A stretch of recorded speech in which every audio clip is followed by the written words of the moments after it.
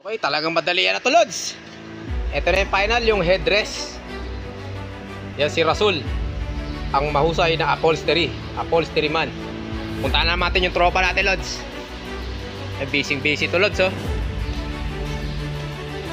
Napakaangas talaga, oh. Yun! Napakaangas! Ganda nito, Lods, oh. Kaya si Perdi, Lods, yan yung all around dito. All around sarsa. Para siyang Mang Tomas. All around beautician. Ayan, oh. Ano to? Nissan Urban, no? Yun. Tapos yung gawayan ng karpintero dito, si Leon. Tigre at Leon. Yan. Yung mga ilaw niyan, ang gumawa si Kyle. Yan, ang ganda, Lods, oh. Diba? Dito na kayo magpagawa sa amin, sa Bipro. Kaysa magpupunta pa kayo kung saan-saan. So, digital to, no? Grabe, digital yun, no? Demo sa atin ni Perdi. Grabe naman pala. Napakaangas ng upuan na yun, no? Diruin mo yan, touchscreen na rin.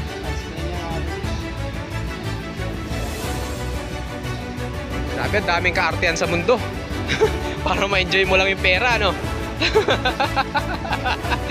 Buti kami, wala kami pera na Perds. Ayan, no? Grabe. Napakaangas talaga. Bata pa lang ako, pangarap ko na makakita ng upuan na gumagalaw, eh. Ayan, no? Bumihiga, no? Tapos nag-ano siya, nag-straight. Umabante yata yan, eh. Umabante, Lods, oh. Napakaangas.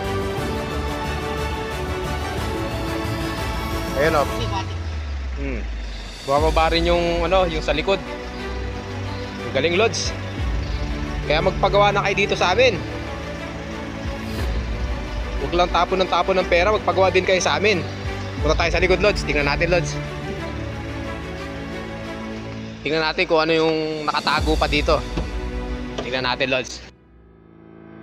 Napakaangas! Oh, di ba? Larga na to bukas, Lods. Pwede na to. Pag natapos pa ni Rasul yung mga headrest, talagang okay pa to sa all right. Lapit, Lods, oh. Dito lang sa ano yan, sa Bipro Bulacan. Ganda, Lods, oh. Dito nyo na itapon yung pera nyo sa amin. Pero bumili muna kayo ng ganitong van. Kasi magpapagawa kayo sa amin ng, ano, ng ganito, wala naman kayong sasakyan, diba? Pwede namang i-provide dito yan, eh, sasakyan. Kaso madodoble yung gastos ninyo. Kaya dito na lang muna yung video ko, mga Lodi. PM na lang kayo kung gusto nyo magpagawa.